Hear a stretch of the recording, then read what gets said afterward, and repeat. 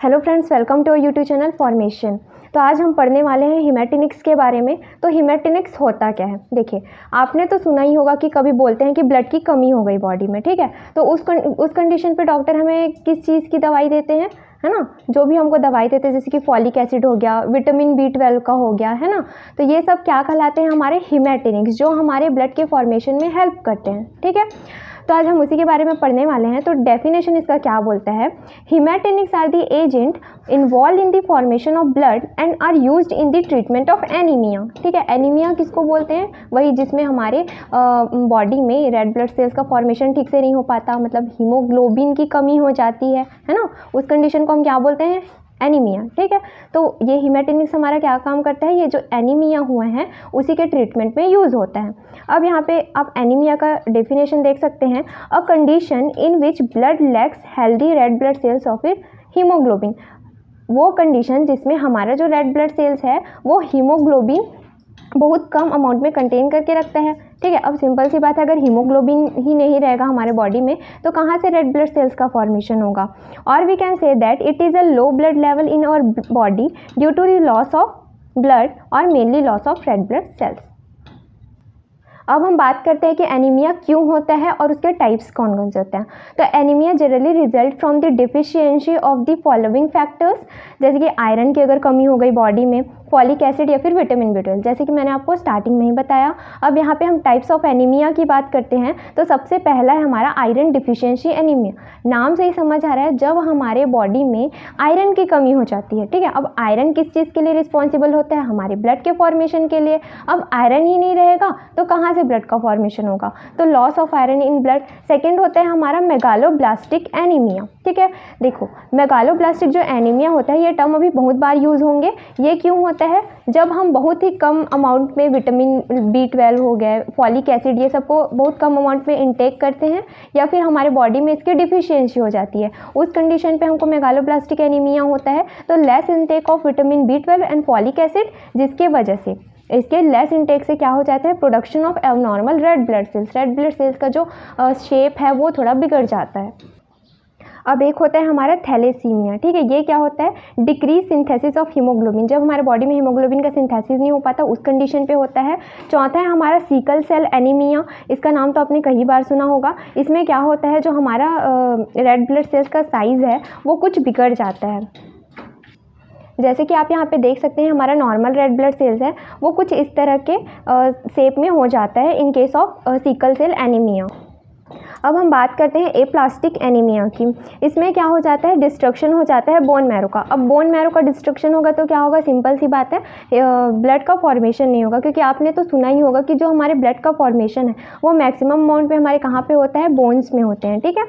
अब this all type of anaemia related treated by the haematinics. और ये जितने भी टाइप के एनीमिया की बात करी वो हीमेटिनिक्स के थ्रू किया जाता है, ट्रीट किया जाता है। अब हम आयरन की बात करते हैं। अब एक एक करके हम उन सारे एजेंट्स की बात करेंगे कि जो हमारे जो भी आयरन की डिफिशियंसी होती है उसके ट्रीटमेंट में यूज़ होता है।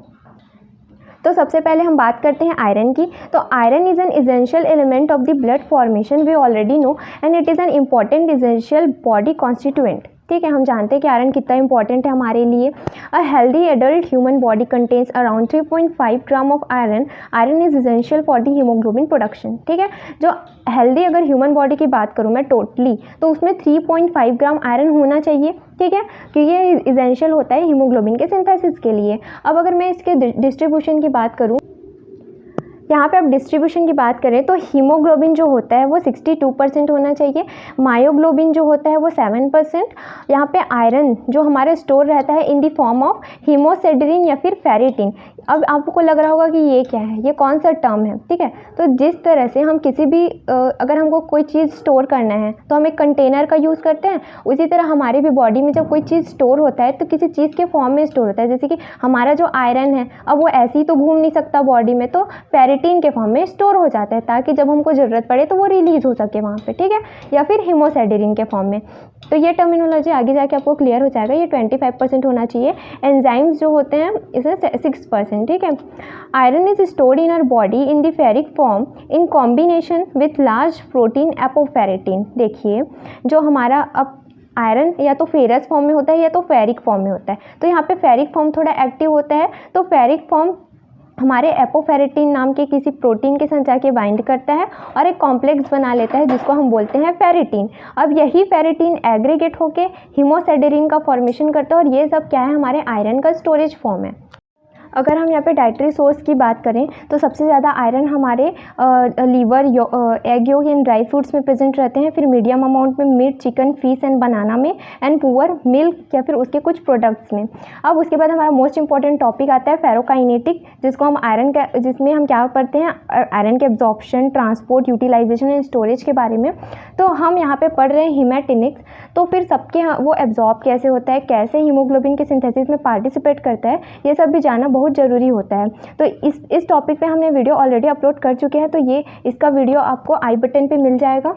अब यहाँ पे हम आयरन थेरेपी की बात करते हैं, मतलब कि हम किस किस फॉर्म में आयरन को दे सकते हैं, ठीक है। तो सबसे पहले ओरल आयरन मतलब कि ओरली हम ले सकते हैं किस टैबलेट के फॉर्म में, ठीक है। तो it is the most common and preferred route for the iron therapy, जैसे कि ferrous sulphate, ferrous gluconate, ferrous fumarate and ferrous succinate. लेकिन इसके कुछ एडवर्स रिएक्शन भी होते हैं, जैसे कि नोजिया, वॉमिटिंग, है ना, मेटेलिक टेस्ट होता है उसका, कॉन्स्टिपेशन भी हो सकते हैं। अब हम सेकेंड बात करते हैं पेरेंट्रल आयरन प्रिपरेशन की। पेरेंट्रल आयरन मतलब कि जिसको हम IV, IM, SC इन सब के फॉर्म में देते हैं, ये डायरेक्टली हमारे सिस्टेमिक सर्कुलेशन में जाए, ठीक है। तो generally oral iron therapy is enough to cure the anaemia and parenteral therapy is needed only in the critical cases such as. देखो वैसे तो ओरल थेरेपी इनफ होता है, लेकिन कभी कभी कुछ क्रिटिकल केसेस पे हमको पेरेंट्रल देना पड़ता है, ठीक है। जैसे कि इनटॉलरेंस टू ओरल थेरेपी, कुछ लोगों को ओरली देने से भी कोई फर्क नहीं पड़ रहा है उस कंडीशन पे। सेकंड होता है हमारा improper iron absorption from the intestine. अब जो आयरन जा रहा है वो हमारे इंटेस्टाइन में एब्जॉर्ब ही नहीं हो पा रहा है, एब्जॉर्ब ही नहीं होगा तो क्या मतलब, है ना। तो उस कंडीशन पे भी। एंड थर्ड होता है हमारा सीवियर आयरन डिफिशियंसी एनीमिया। आपको ये सब समझने से पहले एक बार ज़रूर उस वीडियो को आप देख लेना जो हम फेरोकाइनेटिक्स का है, तभी आपको आगे की चीज़ यहाँ पे समझ में आएंगे। उसके बाद यहाँ पे हम बात करते हैं इंट्रामस्कुलर प्रिपरेशन की, जिसको हम किसके थ्रू देते हैं, यहाँ पे IM के थ्रू देते हैं। तो उस ड्रग का नाम है यहाँ पे आयरन डेक्स्ट्रॉन इंजेक्शन। तो इसको हम कैसे देते हैं, it is commonly used intramuscular preparation which contains 50 mg/ml of elemental iron. ये कितना 50 mg/ml एलिमेंटल आयरन कंटेन करके रखता है, और इसको हम लोग डेली कम से कम 1 to 4 ml इंजेक्ट कराते हैं बॉडी में। किस रूट के थ्रू, जेड ट्रैक के थ्रू। इसका हम आपको इमेज यहाँ पे ऐड कर देंगे तो आप देख सकते हैं।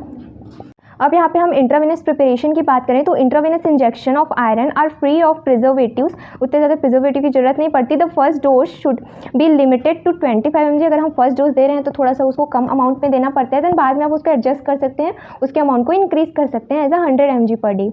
एडवर्स इफेक्ट इसका क्या क्या होता है, headache, joint pain, palpitation, nausea and pain at the site of injection. Okay, यहाँ पे इसका कौन कौन से हम ड्रग यूज़ करते हैं, ऐसा IV आयरन डेक्स्ट्रॉन हो गया, फेरस सुक्रोज, और होता है हमारा फेरिक कार्बोक्सी मोल्टोज एंड आयरन आइसोमेल्टोसोल, ठीक है।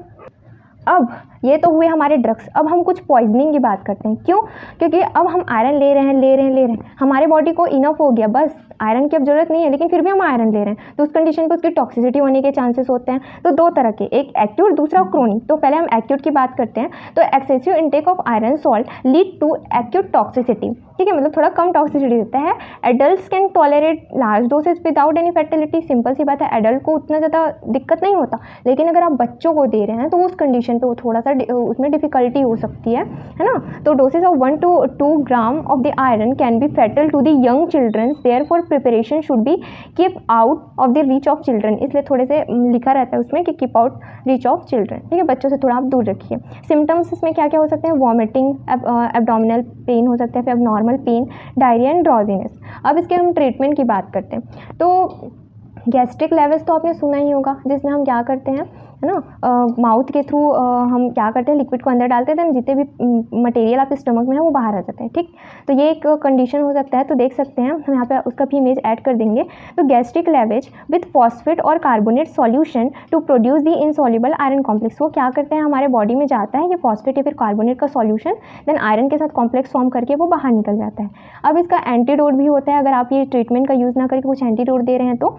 एक होता है हमारा डेस्फेरिऑक्सामाइन, प्रिवेंट द आयरन एब्जॉर्प्शन। अब अगर हम क्रोनिक की बात करें, क्रोनिक मतलब कि लॉन्ग टाइम के लिए, ठीक है। अगर क्रोनिक टॉक्सिसिटी हो गई तो the condition in which the excessive iron is deposited in the heart, liver, pancreas is known as a hemochromatosis. इस कंडीशन को हम हीमोक्रोमैटिड्स बोलते हैं, जब आयरन हमारे पैंक्रियाज, लंग्स, इन सब में क्या हो जाए, डिपॉजिट हो जाए। This ultimately lead to the organ failure. अब ये तो हुआ आयरन की बात। अब हम अपने सेकंड प्रिपरेशन की बात कर लेते हैं, जिसका नाम है फॉलिक एसिड। नाम तो आपने सुना ही होगा। फॉलिक एसिड का यूज़ हम बहुत ही करते हैं, कभी अगर कहीं पे आयरन की डेफिशिएंसी हो गई तो उस कंडीशन पे, जिसको हम विटामिन B9 भी बोलते हैं। तो फॉलिक एसिड है ना, belong to the beta complex. जो बी कॉम्प्लेक्स हमारे विटामिन होते हैं उस फैमिली का मेंबर है ये भी। तो B complex of vitamin and its deficiency causes the megaloblastic anaemia. तो अभी हमने थोड़ी देर पहले मेगालोब्लास्टिक एनीमिया के बारे में पढ़ा था। क्या होता है, जब हम विटामिन B12 या फिर फॉलिक एसिड लेस अमाउंट में इंटेक करते हैं तो हमारे जो भी हीमोग्लोबिन है उसका प्रोडक्शन अब नॉर्मल हो जाता है। उस कंडीशन को हम क्या बोलते हैं, मेगालोब्लास्टिक एनीमिया, ठीक है। Around 50 to 100 microgram per day folic acid is required by the healthy adult. Healthy adult को पर डे 50 to 100 माइक्रोग्राम चाहिए होता है। अगर नहीं देंगे आप, नहीं खाएंगे आप, इंटेक नहीं करेंगे तो डिफिशिएंसी तो होगी, ठीक है। And 200 to 400 microgram per day is required in the pregnancy and lactation. उस कंडीशन पे थोड़ा ज़्यादा अमाउंट में चाहिए रहता है। डाइटरी सोर्स की बात करें तो yeast, green vegetables and liver are the rich source of the folic acid, सबसे ज़्यादा इसमें प्रेजेंट रहता है। अब हम इसके मैकेनिज्म ऑफ एक्शन की बात करते हैं। देखिए क्या होता है, हमारा जो फॉलिक एसिड है वो फॉलेट रिडक्टेस एंजाइम के प्रेजेंस में डाईहाइड्रोफॉलिक एसिड में कन्वर्ट हो जाता है, ठीक है, जिसको आप शॉर्ट में DHF भी बोल सकते हैं, याद रखने के लिए। अब ये जो हमारा डाईहाइड्रोफॉलिक एसिड है ये किसके प्रेजेंस में, डाईहाइड्रोफॉलेट रिडक्टेज, डाईहाइड्रोफॉलिक एसिड डाईहाइड्रोफॉलेट रिडक्टेज के प्रेजेंस में टेट्राहाइड्रोफॉलिक एसिड में कन्वर्ट हो जाता है। और ये जो टेट्राहाइड्रोफॉलिक एसिड है ये इसेंशियल होता है DNA के सिंथेसिस के लिए। DNA का सिंथेसिस होगा, फिर हमारे उसका रेप्लिकेशन होगा, सेल का सिंथेसिस होगा, मतलब हमारे रेड ब्लड सेल्स का सिंथेसिस होगा। तो इस तरह से ये काम करता है, ठीक। हम जब फॉलिक एसिड को लेते हैं तो वो पहले टूटता है, फॉलेट रिडक्टेज से कन्वर्ट होता है डाईहाइड्रोफॉलिक एसिड में, देन डाईहाइड्रोफॉलेट रिडक्टेज के प्रेजेंस में वो टेट्राहाइड्रोफॉलिक एसिड में कन्वर्ट होता है। और ये जो THF है यही रिस्पॉन्सिबल होता है हमारे DNA के, या फिर हम बोल सकते हैं जो भी हीमोग्लोबिन के सिंथेसिस के लिए। अब यहाँ पे हम इसके थोड़े मैकेनिज्म को समझ लेते हैं, देन हम ये थ्योरी पढ़ेंगे। तो देखिए आपने लिया फॉलिक एसिड, ठीक, वो फिर किस में यहाँ पे कन्वर्ट होगा, डाईहाइड्रोफॉलिक एसिड में in the presence of folate reductase. अभी हमने आपको ऊपर में बताया, आप यहाँ पे देख भी सकते हैं उसको, देखिए यहाँ पे जो फॉलिक एसिड है फॉलेट रिडक्टेज के प्रेजेंस में डाईहाइड्रोफॉलिक एसिड में कन्वर्ट हुआ, तो हमारा डाईहाइड्रोफॉलिक एसिड। देन उसके बाद वो THF में कन्वर्ट हुआ था, मतलब टेट्राहाइड्रोफॉलिक एसिड, तो यहाँ पे टेट्राहाइड्रोफॉलिक एसिड, ठीक। अब इतना काम हुआ, फिर ये जो टेट्राहाइड्रोफॉलिक एसिड है वो फर्दर किसके यहाँ पे किस चीज़ के उसमें सिंथेसिस में काम आ रहा था हमारे, है ना, DNA के। तो डायरेक्टली ये कैसे होगा आप यहाँ से देख सकते हैं। ये तो कुछ माइनर पाथवेज हैं जो चलते हैं, जैसे कि homocysteine to methionine, serine to glycine, amino acid के भी सिंथेसिस में पार्टिसिपेट करता है यहाँ पे। तो आप देख सकते हैं फिर ये क्या करेगा, जो हमारा टेट्राहाइड्रोफॉलिक एसिड है वो डंप को DUMP मतलब कि डीऑक्सी यूरिडीन मोनोफॉस्फेट को थाइमिडाइलेट सिंथेस के प्रेजेंस में DTMP मतलब कि डीऑक्सी थाइमिडीन मोनोफॉस्फेट में कन्वर्ट करता है। और यही जो DTMP है वो फर्दर DNA के सिंथेसिस में पार्टिसिपेट करता है।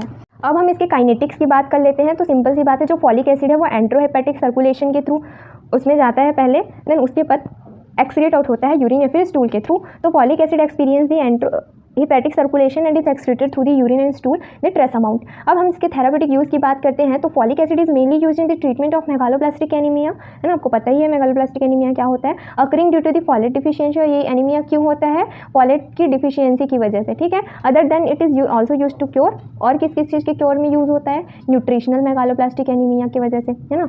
इस कंडीशन पे यूज़ करते हैं। मेगालोब्लास्टिक एनीमिया ऑफ प्रेगनेंसी में अगर ब्लड की कमी हो रही है उस कंडीशन पे यूज़ करते हैं। Megaloblastic anaemia infancy and childhood उस कंडीशन पे भी, and megaloblastic anaemia associated with the alcoholism and liver disease. अब हम इसके एडवर्स इफेक्ट की बात कर सकते हैं। तो adverse effect are very rare in injectable and oral preparation. Simple सी बात है, अगर हम कोई चीज़ ले रहे हैं तो उसका साइड इफेक्ट तो जरूरी है माइनर अमाउंट में, ठीक है। तो यहाँ पे ये तो कुछ माइनर पाथ में, आप चाहे तो इसको स्किप कर सकते हैं। इसमें कुछ नहीं, जो अभी हमने आपको बताया कि कुछ अमीनो एसिड का सिंथेसिस भी होता है साथ में। तो conversion of homocysteine to methionine, conversion of serine to glycine, synthesis of thymidylate and synthesis of purine and metabolism of histidine, ये सब कॉमन चीज़ें हैं, चाहे तो आप स्किप कर सकते हैं। यहाँ पे आप प्रिपरेशन देख लीजिए कि फॉलिक एसिड किस किस फॉर्म में हमको मिलता है मार्केट में। तो folic acid is formulated in the form of tablet के फॉर्म में फॉर्मुलेट होता है, इधर अलोन और विद अदर विटामिन टैबलेट, और कुछ टैबलेट के साथ में आपको मिल सकता है, जैसे 0.1 mg of the folic acid. Folic acid injections भी बनते हैं, है ना, वो formulated in the aqua solution of sodium salt of glutamic acid, इन सब के फॉर्म में हमको मिलता है। जस्ट नॉलेज के लिए था। लास्ट अब हम बात कर लेते हैं विटामिन B12 साइनोकोबालामिन। अभी अब तक हमने पढ़ा आयरन और फॉलिक एसिड। अब लास्ट हम पढ़ेंगे विटामिन B12। ये भी हमारे डिफिशियंसी, जो भी आयरन की डिफिशियंसी हो जाती है उसमें काम आता है, मतलब एज अ हिमेटिनिक्स की तरह वर्क करता है। तो a wide range of the both natural and semi synthetic compounds are group in the cobalamin family which include the cyanocobalamin. ये जो हमारा विटामिन B12 है उसको हम साइनोकोबालामिन भी बोलते हैं, आपने थर्ड सेमेस्टर में भी पढ़ा होगा। Vitamin B12 is primarily use in the treatment of pernicious anaemia. ठीक है, पर्नीशियस एनीमिया मतलब वही होता है इन कंडीशन जब आपका इंटेस्टाइन ठीक से एब्जॉर्ब नहीं कर पाता विटामिन B12 को, तो उस सब कंडीशन में पर्नीशियस एनीमिया हो जाता है। अब इसके हम सोर्स की अगर बात करते हैं तो vitamin B12 is one of the most important vitamin होता है हमारे ह्यूमंस में। वैसे तो ये बैक्टीरिया के थ्रू सिंथेसाइज किया जाता है, बट वो हमारे बॉडी में अब्जॉर्ब नहीं होता, इसलिए हमको विटामिन B12 बाहर से देना पड़ता है। ठीक है, तो पहले हम इसका पाथवे समझ लेते हैं। यहाँ पे आप देख सकते हैं ये फॉलिक एसिड भी, अगर चाहे तो आप यहाँ से फॉलिक एसिड का भी देख सकते हैं। हम यहाँ पे विटामिन B12 की बात करते हैं।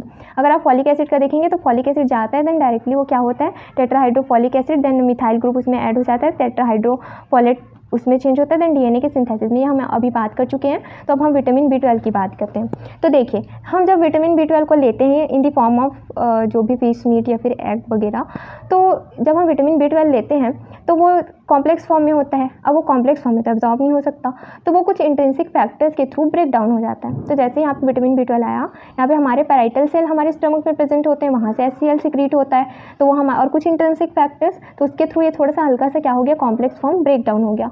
फिर वो अंदर गया, फिर यहाँ पे आया हमारे कहाँ पे, इंटेस्टाइन पे, ड्यूडेनम पे। ठीक है, तो फिर वहाँ से क्या हो गया, वो ट्रांसकोबालामिन सेकेंड के प्रेजेंस पे, है ना, इस एंजाइम की हेल्प से हमारे ब्लड में ट्रांसपोर्ट हुआ हमारा विटामिन B12। अब ब्लड के थ्रू एक तो वो जाके हमारे लीवर में स्टोर हो जाता है बहुत लंबे टाइम तक के लिए, या तो फिर वो किसी भी सेल में जाके सिंथेसिस में हेल्प करता है हीमोग्लोबिन के। अब यहाँ पे आप देख सकते हैं कि क्लोनिक बैक्टीरिया के थ्रू भी ये सिंथेसाइज किया जाता है, but it is not absorb and hence dietary intake of vitamin B12 is essential. इसलिए हमको डाइट के फॉर्म में लेना पड़ता है। In food the cobalamin are found bounded with the protein and before absorption this bound is broken by the proteolysis. मैंने आपको क्या कहा कि जब हम लेते हैं तो उस कंडीशन पे वो बाउंड फॉर्म में होता है प्रोटीन के साथ, लेकिन वो प्रोटियोलाइसिस के थ्रू क्या हो जाता है, ब्रोकन डाउन हो जाता है। देन अगेन वो जाता है फिर ट्रांसकोबालामिन के हेल्प से वो उसका सिंथेसिस फिर स्टार्ट होता है हीमोग्लोबिन का। Vitamin B12 found naturally in the fish, meat, poultry, egg and milk. Vitamin B12 is absorb in the intestine with the help of intrinsic factor. We already know, अभी हमने देखा intrinsic factor की help से ही वो absorb हो रहा था। It is transported in the blood by the transcobalamin second to the liver for the storage of erythropoietic cell. ठीक है, वो लीवर में चला जाता है ताकि वो थोड़ा स्टोर हो जाए, देन फर्दर वो क्या करे, सिंथेसिस वगैरह में हेल्प करे। Important in the DNA synthesis, vitamin B12 is not degraded in the body, excreted mainly in the bile. ठीक है, बाइल के थ्रू क्या होता है, एक्सक्रीट आउट होता है। Last but not the least हम उसके फार्माकोकाइनेटिक की बात करते हैं। Absorption requires intrinsic factor which is bind with vitamin B12 and this complex is absorb in the ileum. Ileum में एब्जॉर्ब होता है हमारे इंटेस्टाइन में। डिस्ट्रीब्यूशन हम इसके देख लेते हैं, तो vitamin B12 is combined with the transcobalamin, है ना, ट्रांसकोबालामिन सेकेंड से क्या हो रहा था, वो कंबाइन हो रहा था and transported in the blood, फिर ब्लड में वो ट्रांसपोर्ट हो रहा था। The liver stores the excess of the vitamin B12। अगर एक्सेस में है तो वो लीवर स्टोर कर लेता है ताकि बाद में फर्दर हमको उसका जब नीड पड़े तो वहाँ से वो रिलीज हो सके। And this hepatic stores last for 5 years, यहाँ पे ड्यूरेशन बताया है। And if due to any reason the absorption of intestinal vitamin B12 is stop, अगर किसी रीज़न से अगर आपका एब्जॉर्प्शन वहाँ पे नहीं हो पाता है तो उस कंडीशन पे अगर आपके लीवर में भी स्टोर है तो वो भी थोड़ा सा वीक हो जाता है, वो भी रिलीज़ नहीं कर पाता। ठीक है, तो डिफिशियंसी एनीमिया से कर only when the hepatic store of vitamin B12 also get exhausted.